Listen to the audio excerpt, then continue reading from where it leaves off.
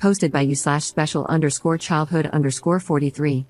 I, 42F, have been with my boyfriend, 36M, for over a year, and the relationship has been pretty drama-free so far. For the past 6 months, he has been spending roughly 6 out of 7 days at my place with me and my kiddo, 6M, from a previous relationship.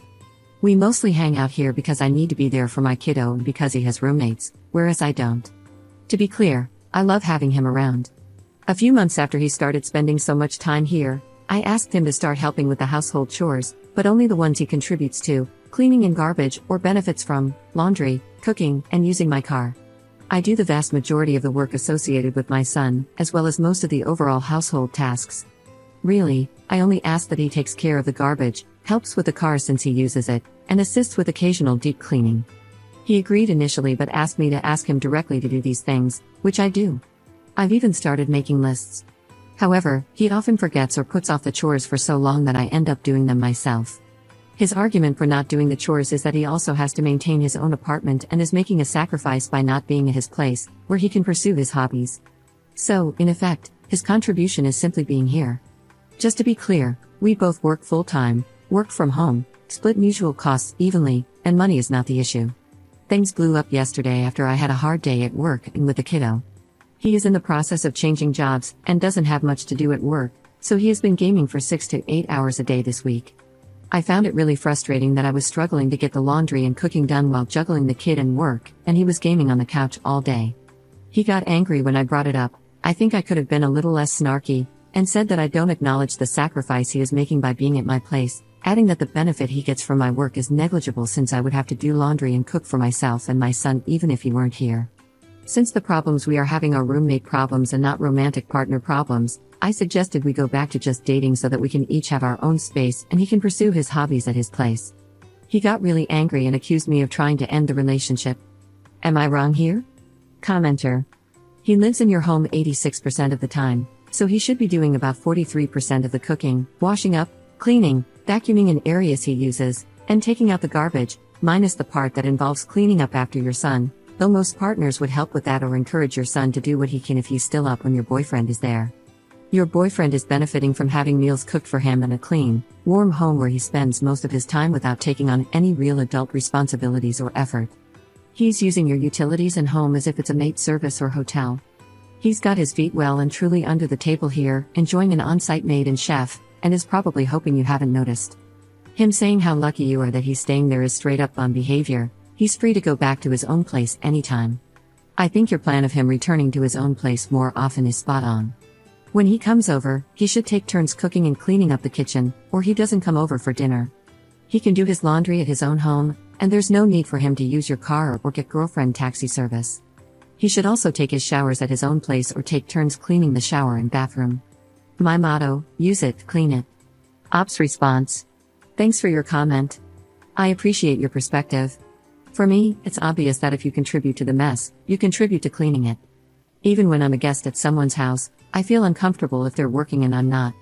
I understand that not everyone grows up with this expectation, but we've talked about it multiple times, and I just don't know what else to do. I've expressed before that not having a partner contribute equally is a hard limit for me, and it's not something I can imagine long term.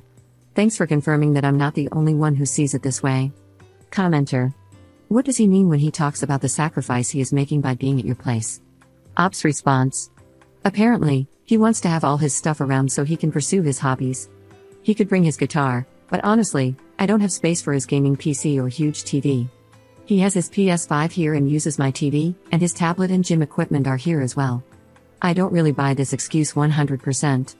I don't give up all my hobbies to spend time with him, and I would never expect him to do so for me. That's not healthy. I miss him when I don't see him, but it also gives me time for self-care and individual time with my kiddo, which is important. It's not like I'm insisting that he be here all the time. Maybe he misses having his own space, which I could understand, but I would never be upset if he needed some time for himself. I can keep myself busy. Update 4 days later. Hi all, I wanted to give a quick update because I really appreciate all the thoughtful comments that came in. They really helped me clarify my own position. Also, the events of the past few days have blown my mind, though in a positive way. No, nothing as dramatic as me checking his phone and finding out he's cheating. We had a long talk yesterday about what had happened and where we saw potential conflicts. Throughout the conversation, I felt very frustrated because I didn't feel that I was being heard and understood. His comments largely focused on me needing to ask him, which I interpreted as him shirking the mental load of household chores. At some point, I mentioned that I had asked him repeatedly to take out the trash, but he disagreed and said I had only asked him once. We went back and forth on this for a while until I realized that, aside from my initial request, I had never directly asked him again. I had implied that the trash was getting full, commented on the swarm of fruit flies, and looked pointedly at the overflowing trash can, but the only request he had actually understood was the direct verbal one I had made. I had mentioned in the comments that we both suspected he might be on the spectrum, but I didn't fully understand what that really means. When he told me to tell him directly, he was literally explaining that he doesn't understand nonverbal cues or implied messages, only directly formulated language. We agreed that we would work on getting him a diagnosis and helping him find tools to better understand nonverbal communication, while I would focus on verbalizing my feelings more explicitly. I think this is a positive step, not only for our relationship but for him in general. Navigating the world while missing half the information that most people seem to implicitly understand must be pretty overwhelming. I'm sure this update doesn't fit the typical Reddit mold. No police were called, and there was no fistfight, but this change in perspective is blowing my mind.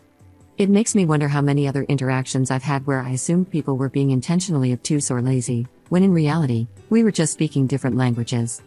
I'm not naive enough to think that a diagnosis will solve all our problems or that this might not later emerge as an incompatibility we can't overcome, but I see it as an avenue to pursue a solution.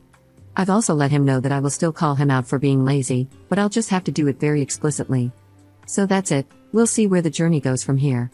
If anyone has had similar experiences, I'd love to hear about them. Commenter. So, he's still putting the full burden of housework and its management squarely on your shoulders. This isn't the victory you might think it is. He doesn't want a partner, he wants a mother, and he successfully convinced you that he doesn't have to step up at all.